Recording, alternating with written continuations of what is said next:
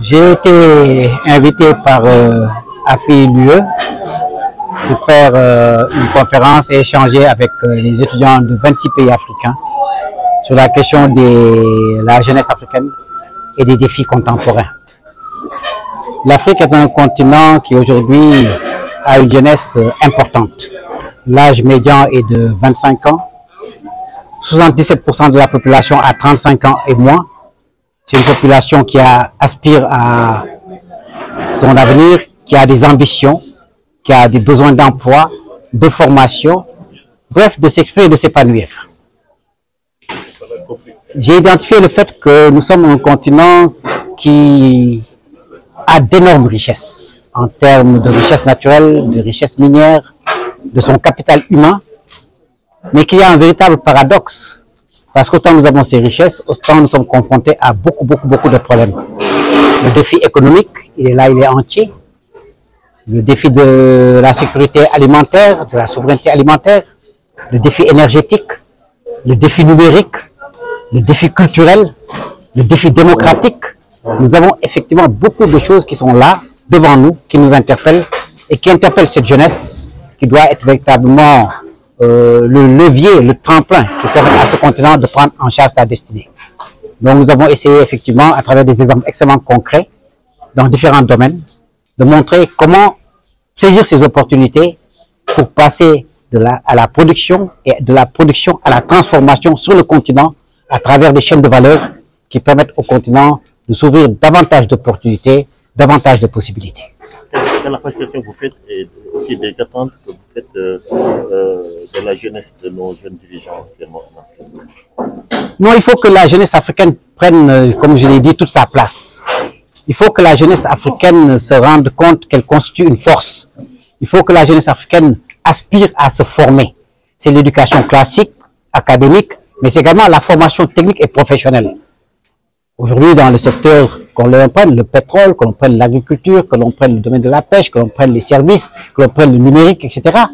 Il faut que les jeunes Africains s'impliquent davantage. C'est vrai, je l'ai dit, au quotidien, beaucoup de jeunes Africains créent des applications, s'impliquent dans ces domaines. Mais il faut qu'on arrive à une sorte de masse critique qui permette une prise en charge des intérêts du continent et que dans tous les secteurs, nous ayons la main-d'œuvre, le savoir-faire et les compétences nécessaires pour hisser le continent à un niveau supérieur. Nous ne pouvons plus, en ce 21e siècle, être dans des pays où 70% de la population n'a pas accès constant à l'électricité ou à l'énergie. Nous ne pouvons plus être dans un continent où certains ne sont pas scolarisés, etc. Alors que nous sommes, comme je l'ai dit encore une fois, un continent qui regorge de ressources et de potentialités qui vont au-delà de tout ce qu'on peut penser. Une simple cartographie du potentiel du continent démontre que l'Afrique a tous les moyens de son développement. Donc, le développement, ça ne se décrète pas, ça se fait, ce sont des êtres humains, c'est à travers le capital humain et cette frange de la population qu'on appelle la jeunesse, 77% de moins de 35 ans et moins, doit pouvoir jouer sa partition pleinement, prise en compte et dans toutes les politiques publiques pour que le continent puisse être ce continent de référence qui comptera pour les prochaines décennies. Monsieur Silla, aujourd'hui on parle de l'IA qui va inévitablement perturber pratiquement tous les secteurs. À votre avis, comment devrions-nous adopter quand même l'IA à notre système éducatif? Oui, voilà, donc l'IA, comme j'ai dit récemment, nous avons tenu une grande conférence de l'Union africaine de radiodiffusion, donc qui regroupe toutes les radios-télévisions publiques d'Afrique et certains privés, où je représente le privé dans le conseil exécutif, avec l'UNESCO, avec près de 800 participants venus de partout, de 40 pays à peu près, pas seulement des gens LVA, mais de tous horizons, des politiques, des experts et tout, sur la question de l'intelligence artificielle, notamment dans les médias. Parce que les médias peuvent être véritablement le raccourci, le tremplin par lequel on pourra faire pas mal de choses. L'IA, c'est une technologie. Comme toute technologie et dans toute démarche, moi, ce que je préconise, c'est que l'Afrique fasse son propre diagnostic et établisse son propre cahier de route, en s'inspirant de ce qui se fait partout, de ce qui se fait par ailleurs, et de voir qu'est-ce qui s'adapte à notre contexte africain. Alors, sur la question de l'éducation, moi, je verrais l'IA comme étant un puissant outil de promotion et de propagation des langues africaines. Le Swahili, ce qu'on appelle le Djoula, qui est en même temps, qu'on trouve un peu partout, le Bambara ailleurs, etc. Donc, il y a un ensemble de langues aujourd'hui africaines qui peuvent être promues à travers l'intelligence artificielle. L'intelligence artificielle peut également aider beaucoup. On l'a vu pendant la période du Covid, où les méthodes d'enseignement ont été tout à fait réadaptées, peut également aider.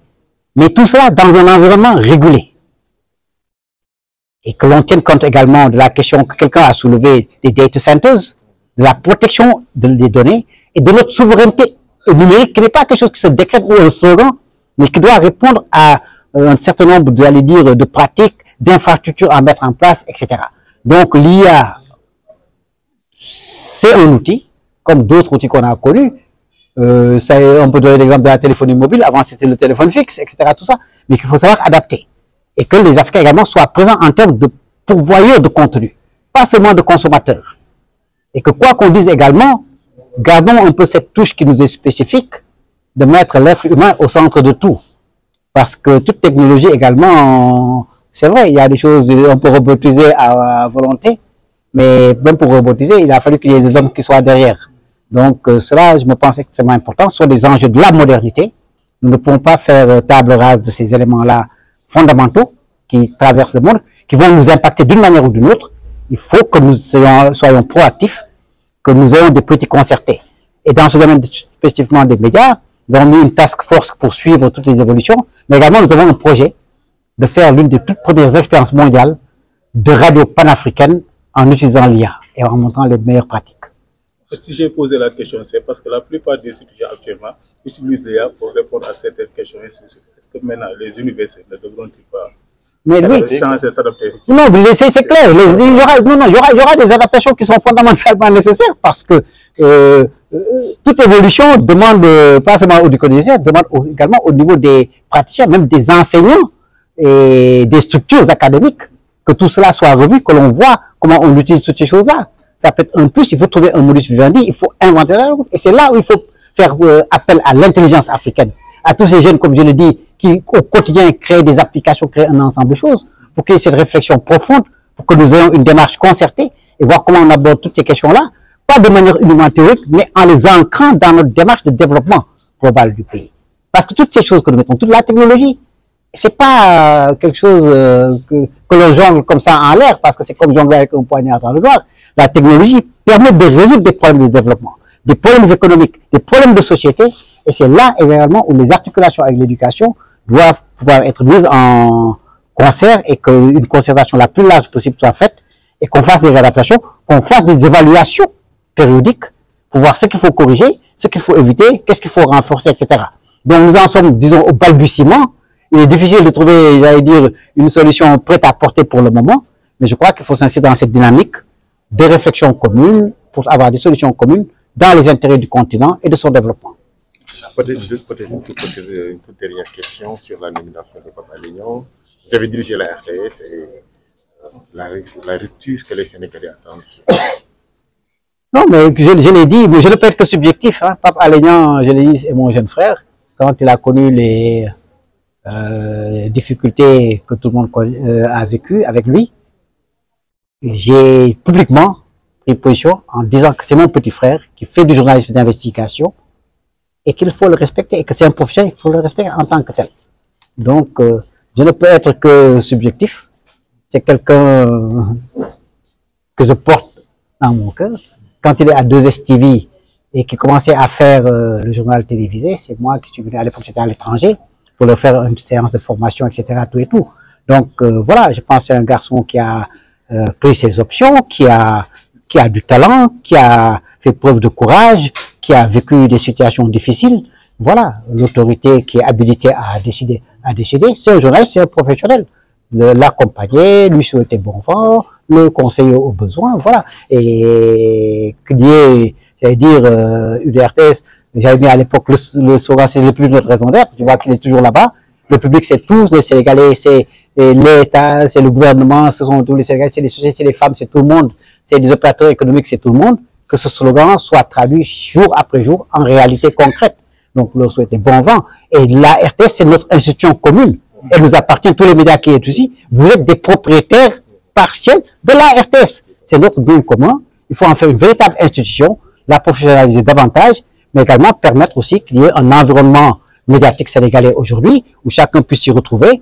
Donc, des recommandations sont faites en termes de viabilité économique, de meilleur statut des personnels, de meilleur contenu, de développement technologique, etc., pour qu'on soit à la mesure des ambitions de ce pays en termes véritablement de résolution de nos problèmes, de nos difficultés, et en termes de concrétisation du potentiel dont ce pays regorge. Donc, voilà. J'ai emprunté plus tard, parce qu'on est aussi de la zone B, je suis au 37B.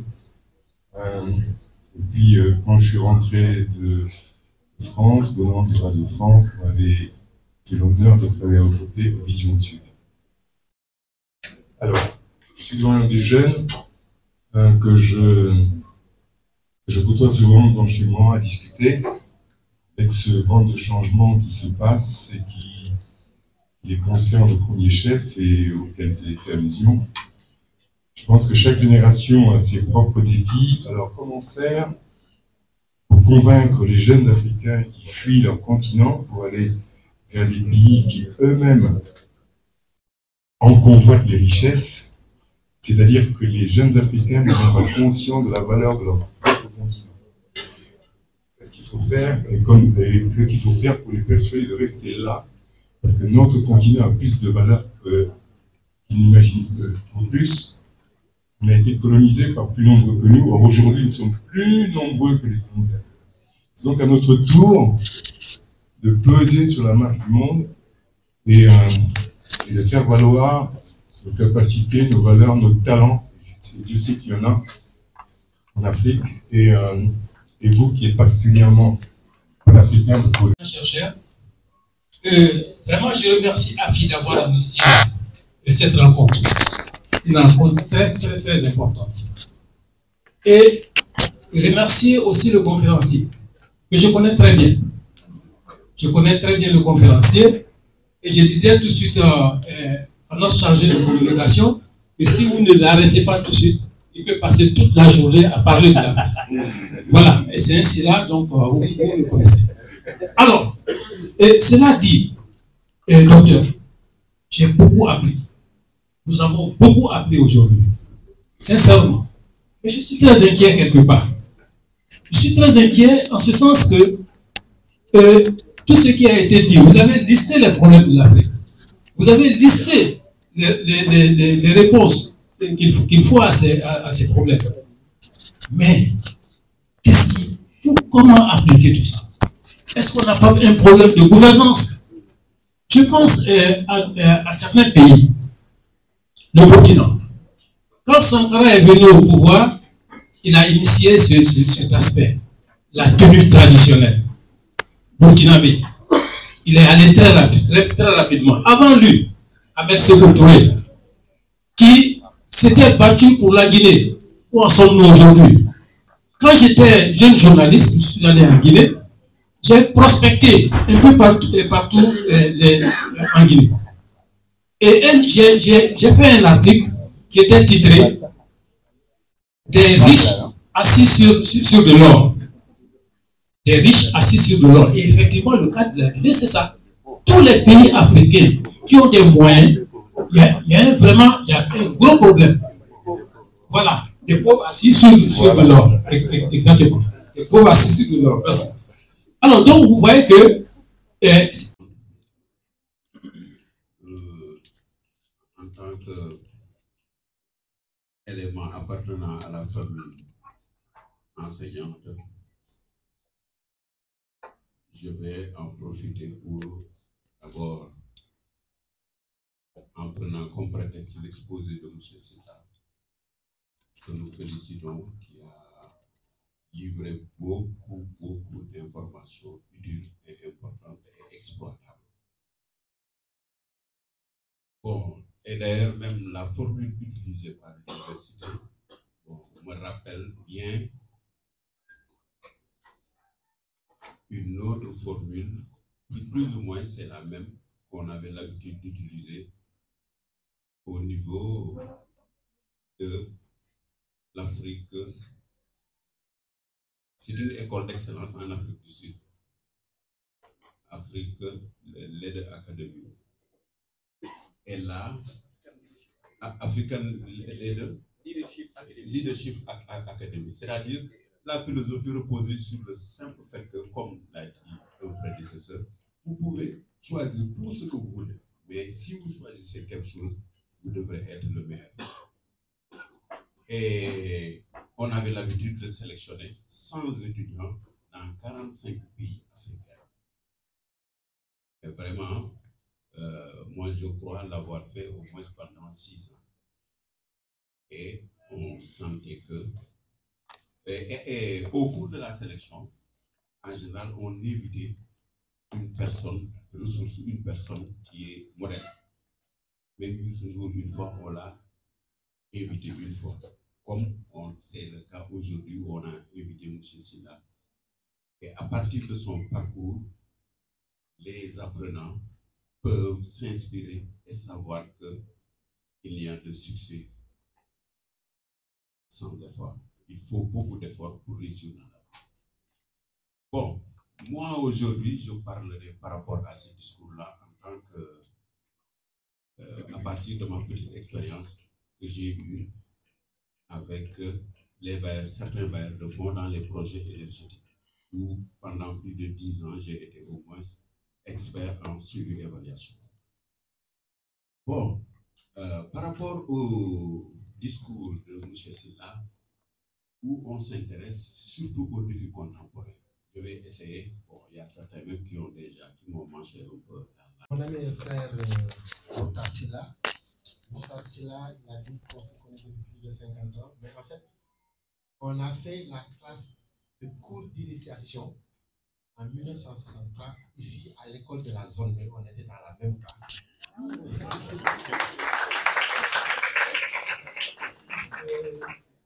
Son père m'a couvé, le vieux Mamadou Sylla.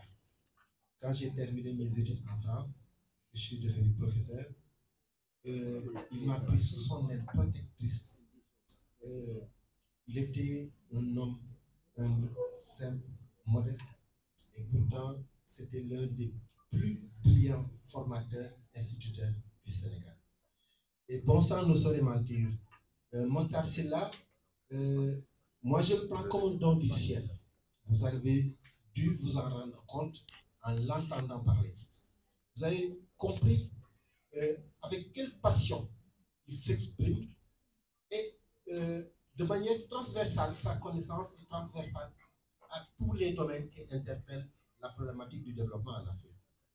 Vous avez dû aussi vous rendre compte qu'il est bien structuré et il peut parler 4 heures de temps de l'Afrique, des problèmes de l'Afrique, du développement de l'Afrique, sans avoir une note devant lui. Vous vous êtes rendu compte aussi que sa passion n'est pas feinte. Sa passion est motivée et documentée. Parce que moi, j'avoue que j'ai beaucoup appris en l'écoutant. Parfois, j'étais sonné. Quand il donne des chiffres, en ce qui concerne le potentiel qui existe en Afrique, dans les sous-sols, les forêts, l'eau, le niveau d'ensoleillement, les arbres, qu'est-ce qui nous manque? Il dit la problématique de la transformation. Donc, la transformation, je ne sais pas si ça a attiré votre attention, mais c'est un problème fondamental. C'est un mot extrêmement important. Il nous a donné aussi l'extrême faiblesse du taux de transformation des matières brutes, de nos ressources brutes, que ce soit dans les minerais, que ce soit dans les fruits et légumes et dans tous les autres domaines. Nous avons... Le deuxième pilier, ce sont les études. Il faut apprendre à apprendre. Partout où vous serez, apprenez. Allez à la recherche de la connaissance. Parce que sans la connaissance, vous ne serez rien. Le troisième pilier, c'est la droiture. La droiture. Même si vous êtes seul, ne croyez pas qu'on ne va pas vous identifier. La droiture. Soyez conformes aux lois et règlements. À commencer d'abord par votre établissement, le règlement intérieur. soyez toujours dans la droiture. Et le dernier point, c'est le sens de l'honneur. Le sens de l'honneur. Partout où vous serez, ne vous dites pas, oh, mon père n'est pas là, ma mère n'est pas là, oh, mon frère ne me verra pas, mon mari, etc. Soyez sûr que partout où vous serez, tout ce que vous ferez, ce sera un jour. Ayez toujours le sens de l'honneur. Ici au Sénégal, il y a une devise, on nous tue, on ne nous déshonore pas. Alors, ne vous laissez jamais déshonorer. À partir de ce moment-là, si vous avez ces 4 piliers-là, eh bien, vous pourrez utiliser tous les conseils que le docteur Matassi, là, que je félicite. Je félicite également les responsables de cet établissement et toutes les personnalités qui sont là. Je vous encourage. Je sais que l'Afrique, le monde peut compter sur vous. Je vous remercie.